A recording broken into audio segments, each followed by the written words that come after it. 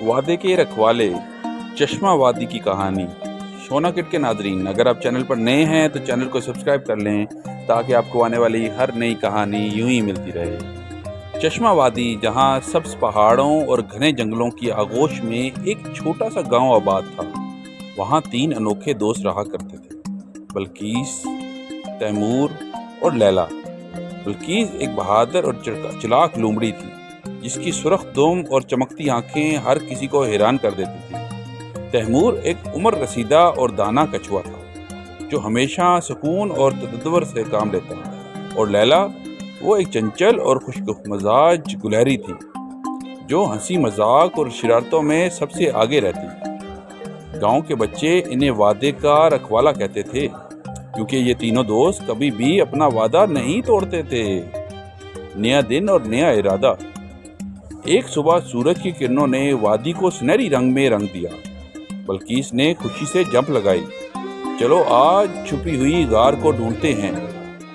کہتے ہیں کہ وہاں صدیوں پرانے خزانے چھپے ہوئے ہیں۔ تیمور نے ہرا پتا چباتے ہوئے کہا، غار خطرناک ہو سکتی ہے، لیکن اگر ہم ایک دوسرے سے وعدہ کریں گے تو ساتھ رہیں گے اور ہمیشہ رہیں گے، تو ہوشیار رہیں گے تو کچھ بھی ممکن ہے۔ لیلا نے خوشی سے اپنی دم ہلائی، میں وعدہ کرتی ہوں کہ ہم سب کے لیے سب سے چمکتا خزانہ ہی ڈھونڈوں گی۔ تینوں نے بڑے جوش و خروش سے تیاری کی، اپنی چھوٹی سی پٹاری میں کھانے پینے کا سامان رکھا اور بزرگ بلوط کے درخت تلے ایک دوسرے کا ہاتھ تھاما۔ ان کی دوستی اتنی گہری تھی کہ ان کے دل ایک ہی تال میں دھڑکتے تھے۔ جنگل کا سفر۔ جنگل کا راستہ سنسان تھا، ہر طرف گھنا سایہ، پرندوں کی چہچہاٹ اور ندی کی مدھم سرگوشیاں انہیں خوش آمدید کہہ رہی تھی۔ تیمور نے کئی بار صحیح راستہ دکھایا۔ جب راستے الجھن پیدا کرتے، بلقیس ہر آواز پر چونک جاتی اور ہر جھاڑی میں چھپی ہوئی ممکنہ چیزوں کو کھوجتی۔ لیلا کبھی کسی درخت پر چڑھ جاتی، کبھی کسی پھول کو سونگھنے لگتی۔ راستہ پھر اور ایک دوسرے کے سہارے چلتے۔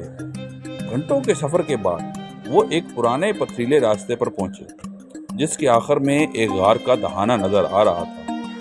غار کے سامنے کھڑے ہو کر بلقیس نے کہا، یاد رکھو، ہم نے وعدہ کیا ہے، ہم ساتھ رہیں گے چاہے کچھ بھی ہو۔ غار کے اندر کیا تھا؟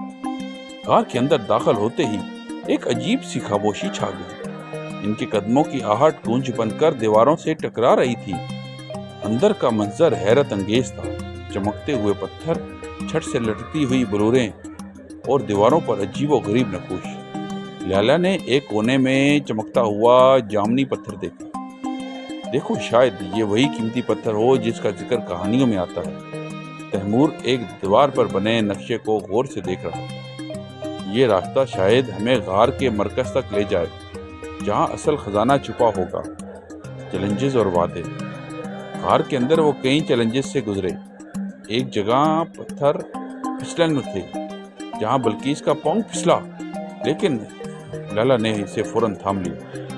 دوسری جگہ ایک تنگ راستہ آیا جہاں لیلا اوپر نہیں چڑھ پا رہی تھی۔ تب تیمور نے اپنی پیٹھ پیش کی تاکہ وہ اس پر چڑھ کر اوپر پہنچ سکے۔ ہر رکاوٹ پر انہوں نے ایک دوسرے کا ہاتھ تھاما، ایک دوسرے کو سہارا دیا اور اپنے وعدہ نبھایا۔ ان کی دوستی کا بندھن اور مضبوط ہوتا گیا۔ خزانے کا کمرہ۔ آخرکار وہ ایک وسیع کمرے میں پہنچے جہاں پر ہر طرف چمکتے ہوئے سونے کے سکے، رنگ برنگے جواہرات اور عجیب و غریب نوادرات پڑے تھے۔ ان کی آنکھیں چمک اٹھی۔ بلقیس نے مسکرا کر کہا، ہم نے کر دکھایا، نہ صرف خزانہ پایا بلکہ اپنے وعدے کو بھی نبھایا۔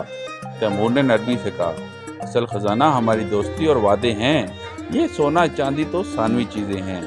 لیلا نے کہکا لگایا، اور سب سے چمکتا خزانہ تو میں ہوں۔